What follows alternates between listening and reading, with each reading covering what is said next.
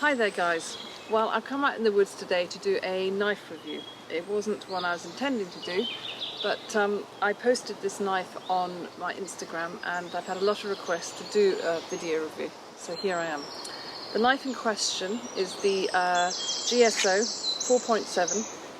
It was kindly sent to me by Guy at SURVIVE Knives and it's been a joy to use.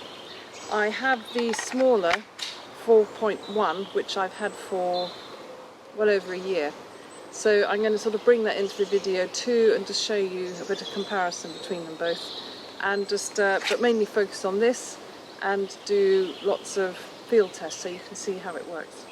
So I hope you can join me. Okay, so what I've done here is I've put both the knives together. I've got the 4.1 on top and the 4.7 underneath. It's just to give you an idea of scale and how they differ in characteristics. The overall length on the blade of the 4.7 GSO is 4.75 inches, and the overall length of this knife is 9.72, and the spine is pretty much identical to the 4.1, and that's 0.175 inches, which is just under 3/16. Them back again, trying to cut my finger at the same time. In terms of the steel, that's quite a big difference between them. This is the 4.7 has the CPM 20 CV steel, which is a stainless steel. It's brilliant. I mean, I've used it loads and loads and absolutely no hint of corrosion.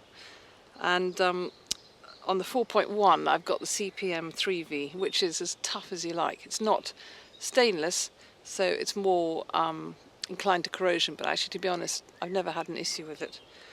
Technically, the CPM 20 CV is slightly less impact resistant.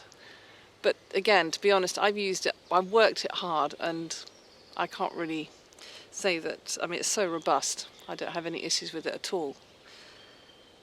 In terms of the grinds, they're both sabre grinds, and which I'm very happy with. I did slightly put a more acute edge on this one, on the on the 4.1, the smaller one, and but they both cut just as well.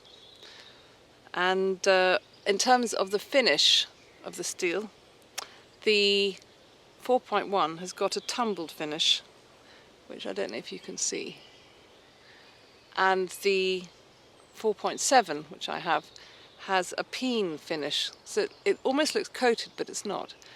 And I really, really like that. I think it's a really nice finish. I'm not keen on coatings, to be honest, but this is, I don't know, it doesn't show any marks or anything. They both got drop points, as you can see. I think the 4.7 has a slightly more accentuated drop point, I'd say.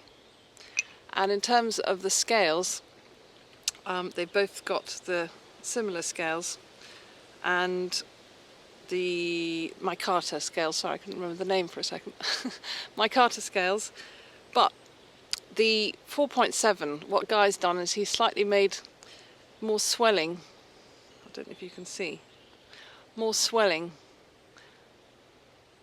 on this one, on the 4.7.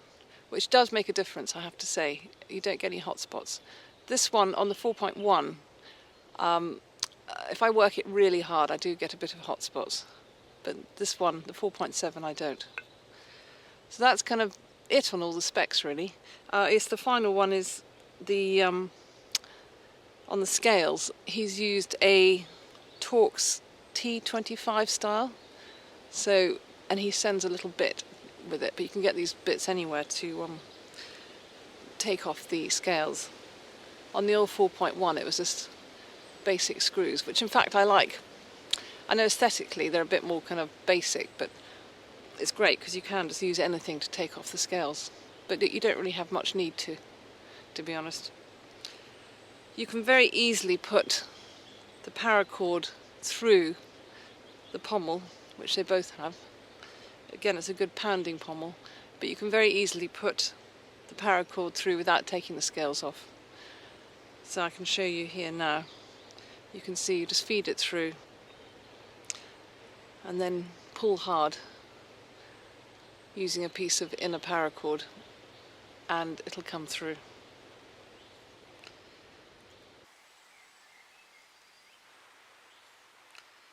So yeah, so that's kind of it on the specification. So let's go and just play around with this one for a bit and show you what it does. I thought I'd show you the sheath quickly. It's a Kydex sheath. There's absolutely no movement in the knife at all. It's got a very nice smooth thumb push. And the ferro rod holder and the dangler are actually ones that I have bought or had separately bought and not from Survive Knives, which I had on my GSO 4.1 sheath, but I've just pulled them across and put them on here. But this sheath will come with, from Survive Knives, with kind of high belt loop, a Kydex belt loop, which works really well. But I personally prefer a dangler because it just hangs a bit lower. So yeah, that's the sheath. So as I stand on every single knife review, I have to do some battening. I've just got some, I think this is a bit of beech that I've cut off.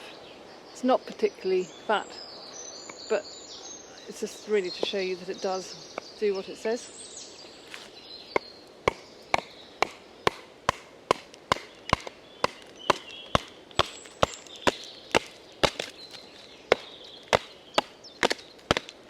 Proving harder than I thought. There you have it. There's quite a few knots in here and it's kind of hard but punky. Anyway, what I'm going to do is take a bit more off and then do a feather stick. I suppose that what I would like to say is the 4.7 being that much longer in length, you can batten bigger pieces of wood if you really need to. But the question is, do you need to? But I'll leave that to you guys to decide.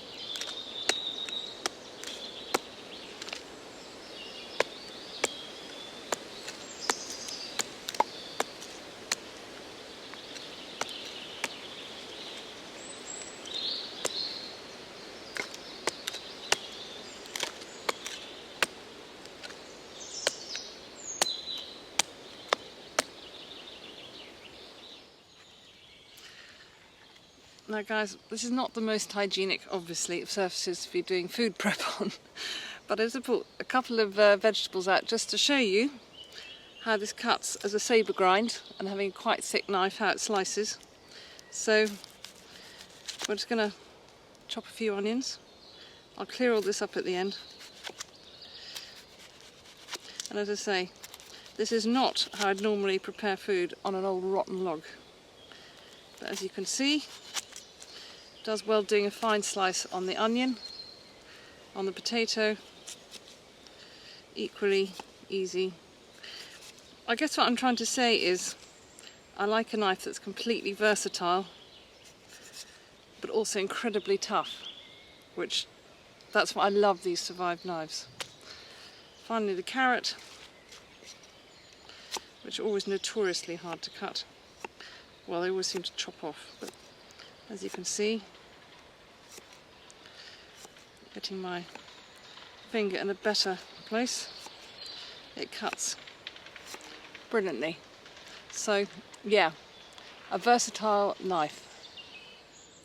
So I have here my wooden spoon I've been working on, and I just want to show that although the 4.7 blade is quite long, it's completely balanced and kind of well made enough to use for carving. This is very, very dry, hard wood now. This is a bit of birch. But as I said, I just want to show you that you can happily use the point to just work away at things.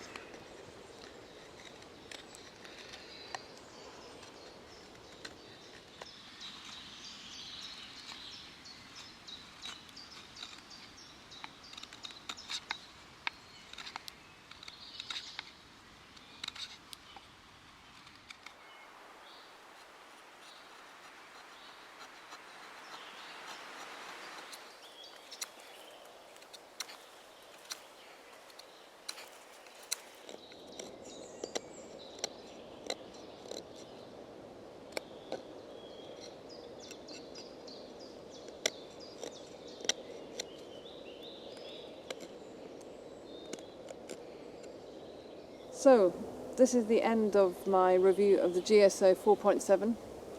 I hope I've managed to show its kind of versatility and to a degree its robustness. It is one hell of a robust knife. As with all of Guy's knives, it's top quality steel, great ergonomics, and just overall fantastic, no frills, but hell of a good workhorse knife. I do know that we all have our own preferences in terms of knives and designs and shapes and edges and whatever, but as I say, I've always had a soft spot for Survive knives because they are so solid. They're just, yeah, great knives. So Guy, thank you very much for sending this to me. It'll get used a hell of a lot, and already is actually. Yeah, and thank you very much for watching, and I hope it proved useful to you, this video. And until next time, take care and see you again. Bye for now.